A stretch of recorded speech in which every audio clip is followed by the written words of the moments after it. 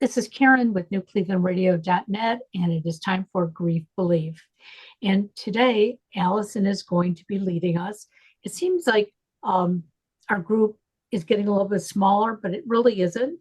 Um, we are sort of taking turns because when you talk about grief, it can take a lot of energy, and we all are working through our own grief, but we also have clients as well. And so I don't want you to think that Christina has left the fold. She hasn't. She's taking a personal day, and I hope she has a great time today. So, with that, Alison, you took personal time last month, and I know it was for a celebration. So, we're very happy to have you back. Thank you so much. Yeah, last month I went to I volunteered at a school called the East Harlem School at Exodus House. And each year for about the last 10 years or so, they do a poetry slam. And about 35 kids read their own original poetry and present it. And it's their fundraiser. It's their yearly fundraiser. So that's why I missed last month. That was a worthwhile cause. So, It really was. It really was. So the thing that I wanted to talk about and is about how do you shift and move through grief when a lot of people that I am speaking with are experiencing kind of grief, disorientation, overwhelm, or despair. For example, in my own life, my mother-in-law, Joy, turned 102 on May 5th. And I had really, really, really wanted for her to be able to pass away at home with all her things around her. But in 2025, she began falling about every month. And so in February, she fell very badly, was in the hospital for a period of time, and then went into rehab. And I took her out against medical authority because I saw her spirit sort of draining away in there, and it really hurt my heart. So I took her away, took her out of there, and they called Adult Protective Services on me. oh my. And so Adult Protective Services started coming around about every week. Now, we had coverage for Joy between me and one other person about 4 to 6 hours a week, but it was okay for me to go sort of once, and now it was necessary for me to go every day because there needed to be someone there with her in the morning and the evening. I got a guardrail, so she was willing to stay in bed until I or Mary, who was our caregiver that we pay, showed up. Then she was safe from falling. She wouldn't fall.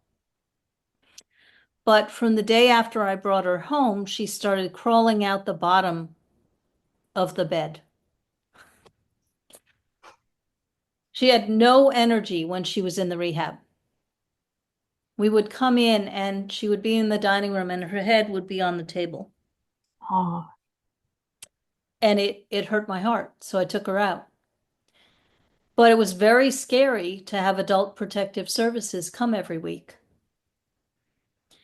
And she wasn't willing to let me keep her safe. If she was crawling out, there was a danger of her falling.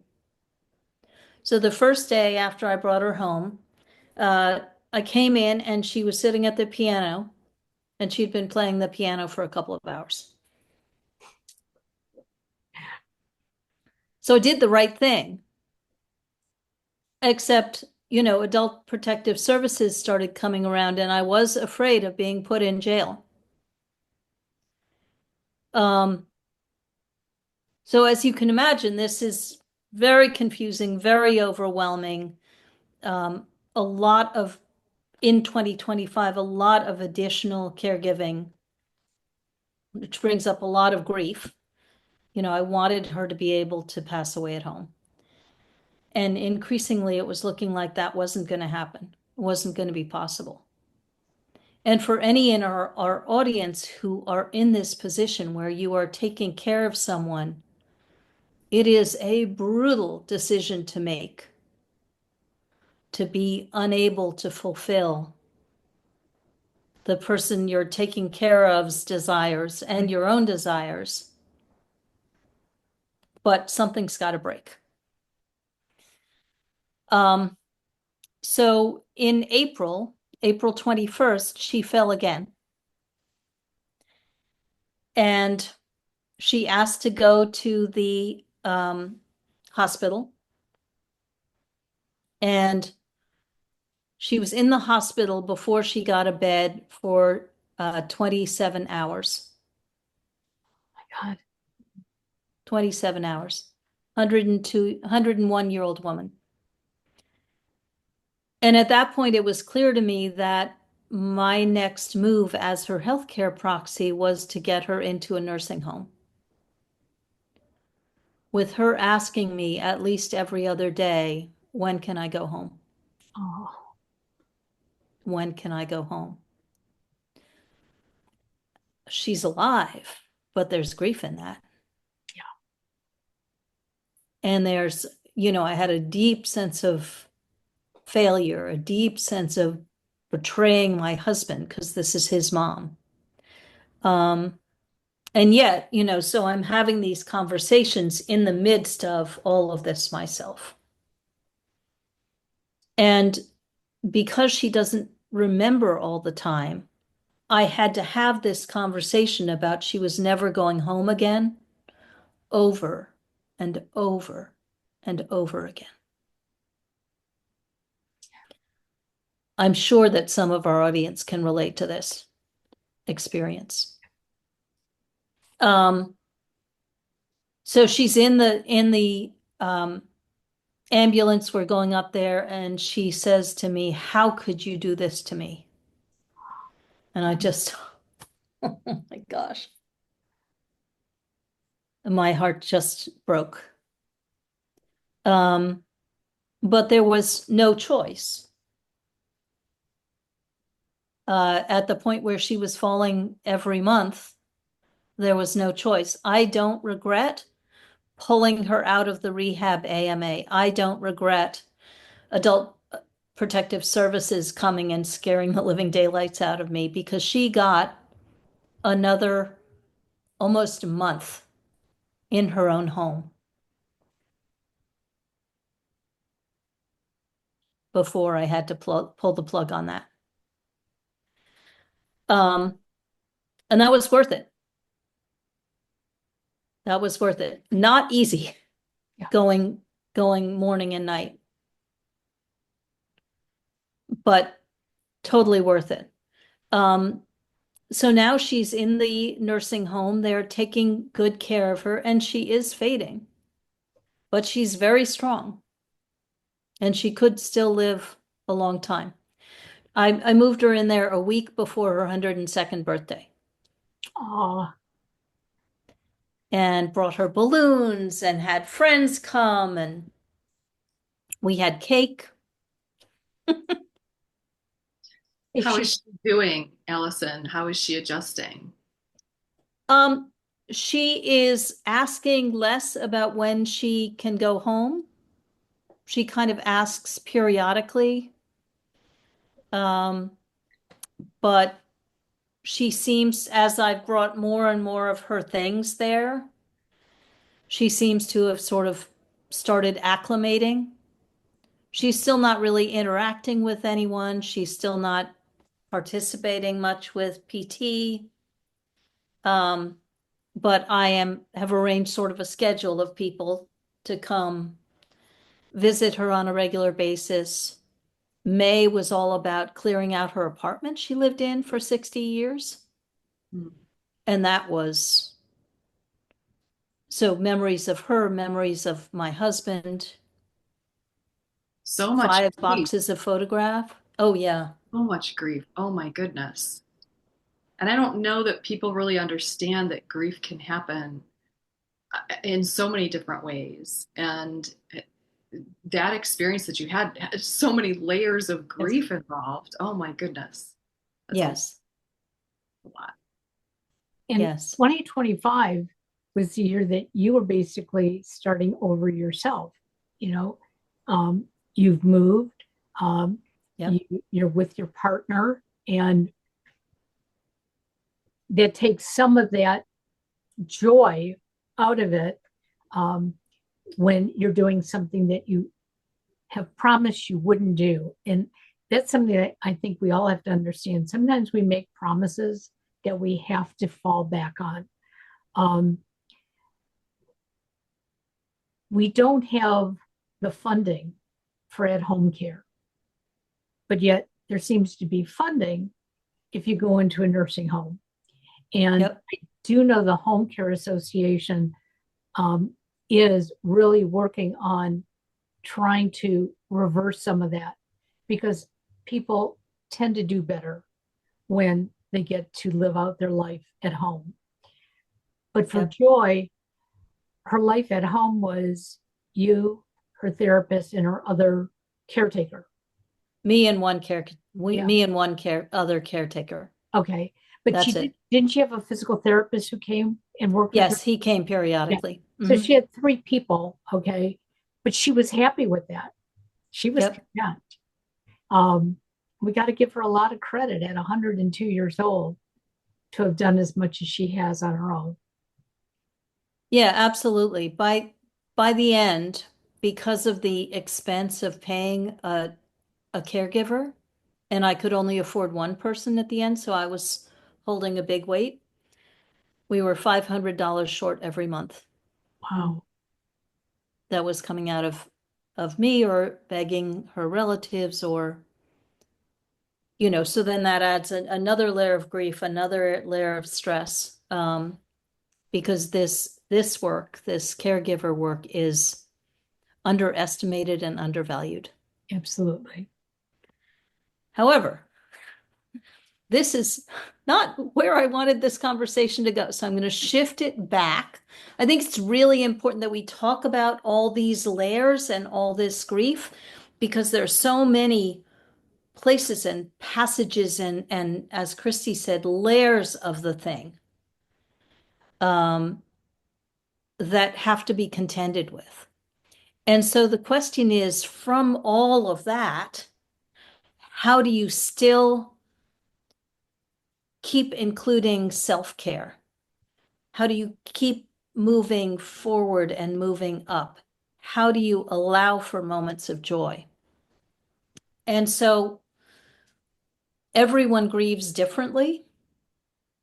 Every single person grieves differently. And for each person who is grieving or who needs help moving through something happening in their lives, there is help and there is support. And I thought it would be useful just for a few moments to talk about how each of the 3 of us coach people to move forward through the things that are happening in their lives so that you, our audience, can see that there is support out there for you and that you can find what you need, the person you need, the process you need. So as we're describing kind of very briefly what we do and what we offer and how we do the work that we do, if you are looking for support, I'd like you to listen for if any of these methods, any of these ways of being have you go, oh yeah, I want that person or I want someone like that. Because it doesn't have to be one of us. The most important thing is that if you need support, you find the support that you need, whatever that may be. So, who would like to go first? Or I can go first or whatever. Why don't you go first, Alison? Okay. So I basically I have a process that I take my clients through, but it's pretty free flowing. So I take people from where they are and we focus on the areas of their life that they're struggling with. So if it's work, if it's relationships, if it's how they're spending their time, if it's feelings, whatever is happening, we go there first, and then we go to the next there first, and the next there first. But I do have a very specific process that I do take people through. Because the first thing that happens is when you grieve, you kind of lose yourself. Who are you after a loss? And so the first thing I do is I work with people to reconnect with themselves. The second thing that happens is when we're grieving, we contract. And so we work together to reconnect, to re-engage in the world. But it might be in relationships, it might be in work. That depends on the person.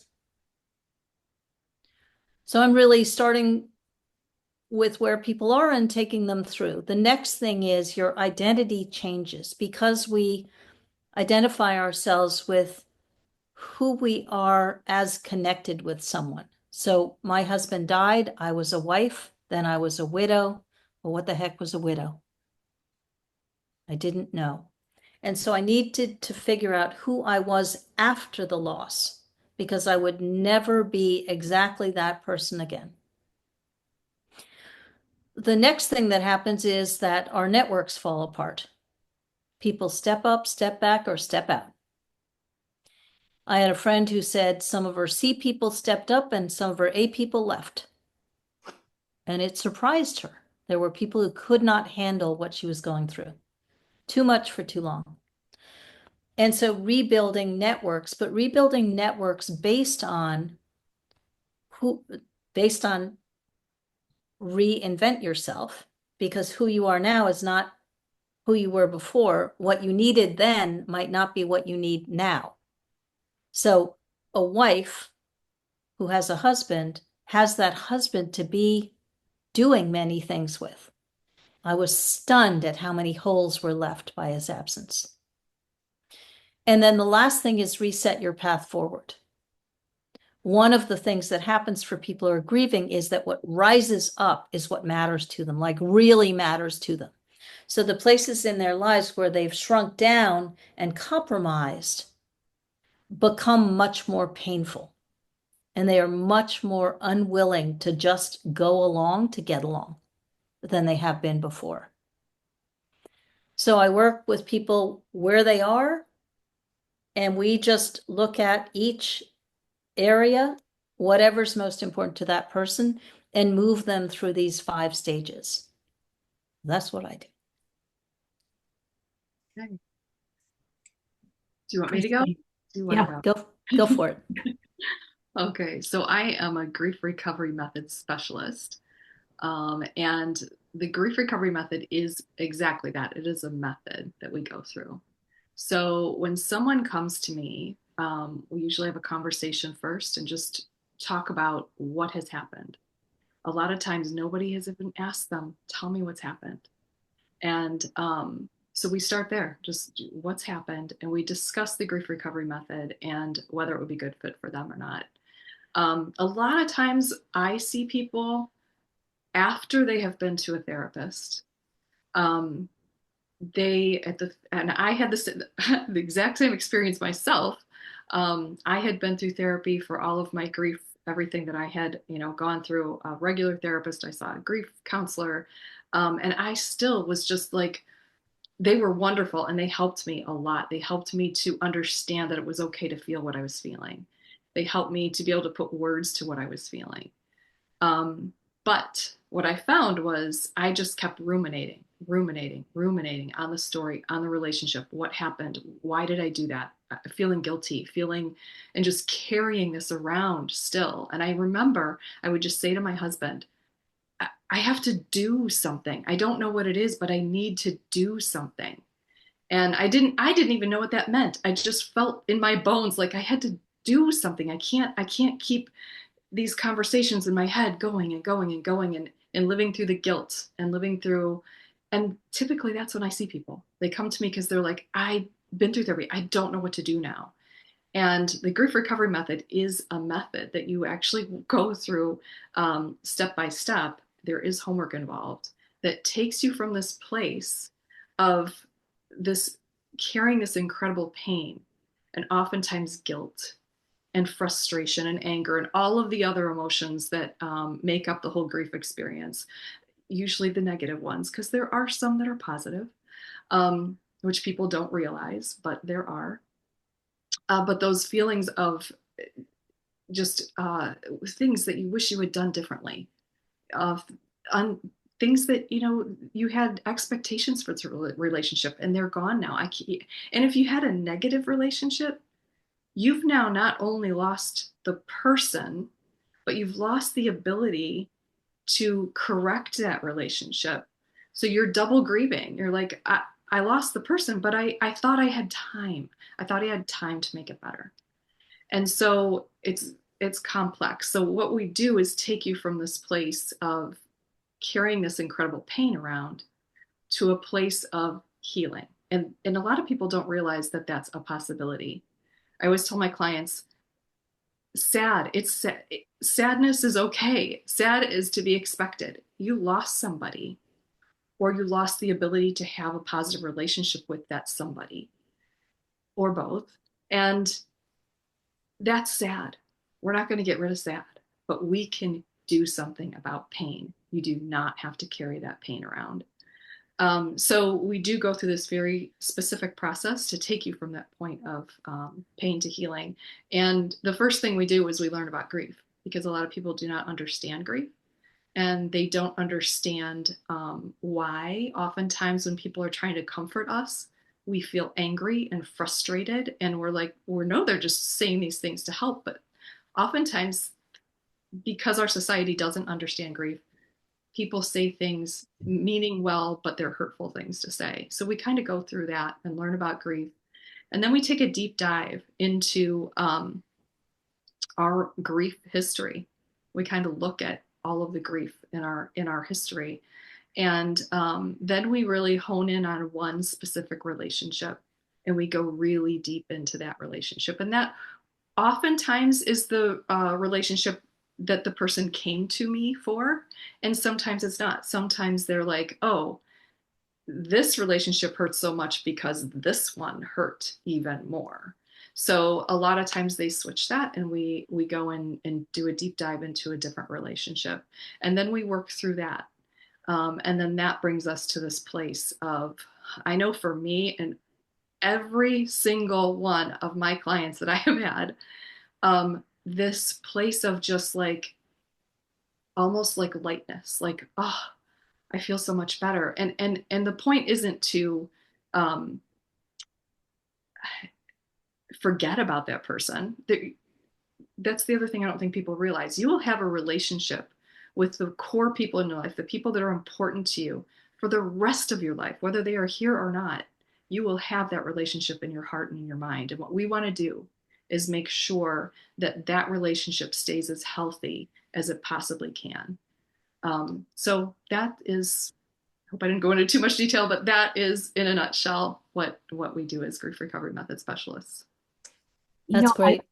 I like the word healthy. And I don't think many of us understand that when we are grieving, that we have to get healthy, because the more you grieve physically, we get ill. And we don't, we might just say, my headaches are getting worse. Well, why are they getting worse? There is a reason. And I think if more people looked at coaching as a way to get healthy, because you don't tell your clients what to do. You let them find their way to health. And your program, Kristy, is, because it's so, in some ways, rigid, I know it helped me stay focused. And I knew at any time I could have said to you, no, this is not the relationship I want to be talking about. I need to go here. We could have done that. But there's a format, and the format is something that I've adopted a little bit. into my life coaching, because the journaling is what got me through those sessions. Mm-hmm. Yeah, it is. There is something very, very powerful about that and about speaking it to somebody you can trust. Exactly. Very. Yeah. I mean, in times when I've been really down the rabbit hole of despair and have just journaled, it allowed me to get out of my head the ruminating thoughts, the things that repeated over and over and over and over again. And so it made it real in a way that I could deal with it, that I could actually take an action. And I think each of us as coaches, we work with our clients so that they can move into action, they can move through, and they start having tools to be able to do it. Like if you go down the rabbit hole, it happens to all of us. But if you go just a little bit down, you can pull yourself out by your fingertips, whereas if you're at the bottom, it takes a lot more. The other thing that I wanted to bring out from what Kristy said is that grief has a snowball effect. So there are very often multiple grief events in our lives that we don't even realize the impact that they have on us until the next one comes along and we have an outsized reaction, perhaps, because it's glammed on to that previous grief and made it even bigger. Okay, love to hear from you, Karen. Well, I'm not a grief coach. I do life coaching, and sometimes there's some grief that comes into their story. And I typically let them know if it starts getting deep that I want to refer them to a grief coach, because that is not going to be my specialty. However, I do a form of grief coaching when I'm working with special needs parents, because I've lived the life, I understand it, but I'm not judgmental. And I decided to do this for one special reason. While I was looking for assistance while my son was growing up, every therapist, every counselor, every coach I went to tried to tell me how to be a parent. Now, some of them had some good things there that they said, but it's not for me to tell my clients what to do. I start out almost exact same way you do, Alison. What is it at this moment that is eating at you that you want to change? Or what is it that everybody else wants you to change, but you don't? You want to hold on to it. Let's figure out what that is and let's talk about it. And you get to choose. If it's something that's painful and you feel you want to hold on to it for a while, let's talk about why. I know that when my son was first diagnosed on the autism spectrum, I wanted to hold on to feeling terrible. It felt good. Not really, but I thought it did. It gave me this, okay, now I know why I'm hurting, and now I know why our life is upside down. But that was the worst thing I could have done. And so when somebody says they want to hold on to it, let's find out why. Because is this defining you? And is this who you want to be? I always ask my clients something that I don't like where it came from. It's a phrase by Dr. Phil. But he always says, how is that working for you? And I will ask my clients that through the whole scenario. Now, they talk to me, they tell me where they want to go. I then find exercises that they can do, and I give them choices. You can tell me you did the exercise, or you can go home and do the exercise. And most of the exercises are some form of journaling. And I know that when I went through coaching with Kristy, she was big on telling me she wanted me to write it out by hand. And it was painful. I could not do it. I never got more than one sentence out. And I just said to her, no, I can type it out. And I was getting my thoughts out, my feelings out. I don't care how you do it. If you want to color a picture, color a picture.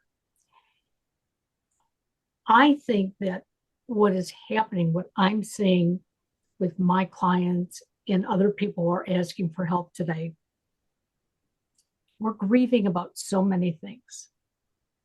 And too often we're putting that grief on the wrong subject.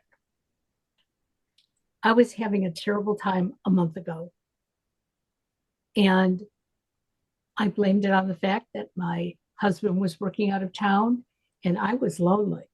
And boy, I played that up for a couple of weeks until I realized that's not what I was grieving about. I was grieving about the fact that we're at a stage of our life where I don't know how many more days we have together, weeks, months, years, and him being out of town. And when I finally faced that, it was like, I felt better. Mhm. But giving it the wrong name wasn't good. So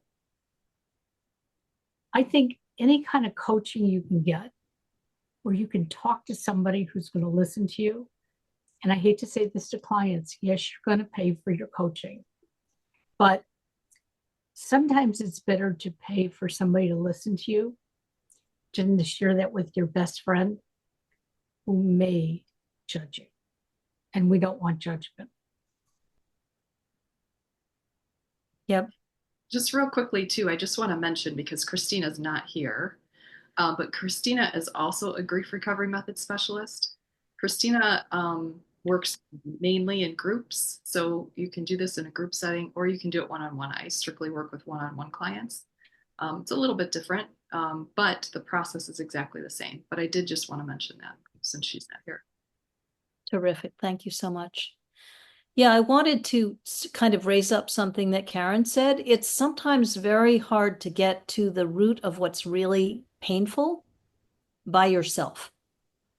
So clarity we see through the screens of our own experiences, and when we are in the middle of the fishbowl, it's really hard to see out of the fishbowl.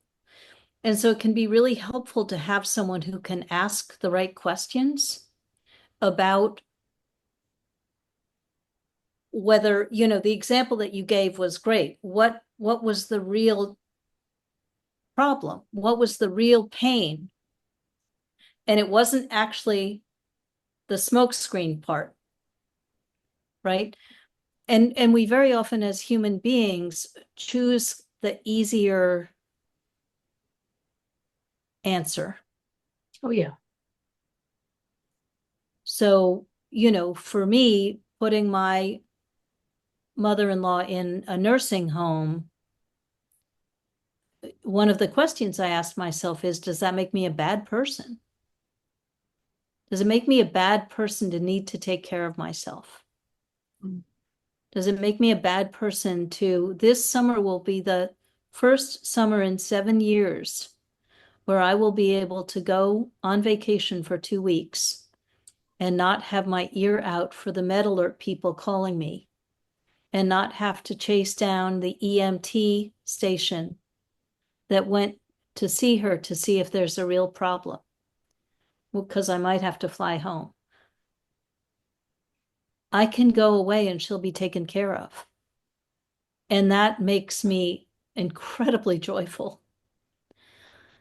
and incredibly sad. I'm sure it makes her joyful as well, because I think Joy has been alert enough to know how much time and energy you put into the relationship. Part of it is really because you love her, but Yes. also she doesn't have anybody else. And I think, we have to put ourselves in her shoes too. And from all the wonderful things you've told us about her, this has to be a relief for her as well. Yeah. Yeah, I was in there the other day and her nails, they grow like talons unbelievably fast. And I when she was home, I would give her a manicure. So I would get a big bowl of water and I would have her soak her fingers because the nails are really hard as well. Yep. And then, put the hand on a towel and clip it gently and have her check my work. And it's this small ritual. And so I did that in the nursing home the other day. And this other woman was watching us and she said, everything you do is good. Oh, how nice. And I almost burst into tears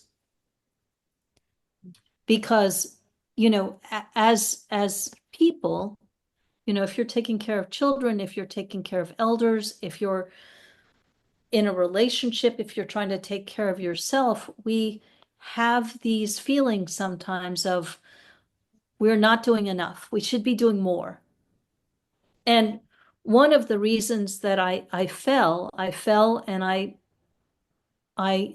hurt my ankle and I pulled my calf muscle and I was unable to walk for 3 days was that I had been rushing and pushing and sacrificing so hard that, when you were pushing and pushing and pushing and pushing and pushing and your little rubber band stretches and stretches and stretches and stretches and stretches. And then you keep going and your rubber band is stretching and you're beyond its capacity. For me, what happens is my body injures itself. And my body says, if you will not slow down, I will slow you down. I will stop you. And so one of the dangers of not dealing with grief and pushing and pushing and pushing and pushing through it is bad things can happen to your body because we're all connected. You talk about your injury. I was at physical therapy today, and I've been told I'm doing extremely well. But today I walked in there, I broke down in tears because I don't feel like the person I was before the injury. And she spent half of that session just talking to me. And I realized we're never the same person we were even yesterday. And as soon as I could say that, it was like, okay, I'm going to be all right. But going in there again today, I felt like this is 6 months. When is this ever going to end? When am I going to have my arm back the way I think it's supposed to be? And then I realized it's going to be where it's supposed to be. And it's hard to accept, but if you can share that with somebody and you can get your voice out there, you can start to come to terms with it. And driving home today, I opened up my sunroof and I was like screaming at the radio and singing. I don't think I've ever done that since I was a teenager. And it was like, I got it out because for the last 6 months, and I brought this up to Kristy last week when we were talking, I don't feel like myself. And now I realize why. Okay, well, this is who I am. Feel it, get to know it. Mm-hmm. Yeah, and I think grief kind of takes us down and does make us not feel like ourselves. And if you have someone outside, it's wonderful to have friends you can listen to and talk with, but they have an idea of you from who you were. Yep. As we have ideas of ourselves as who we were before our losses. And so it's hard to see past that.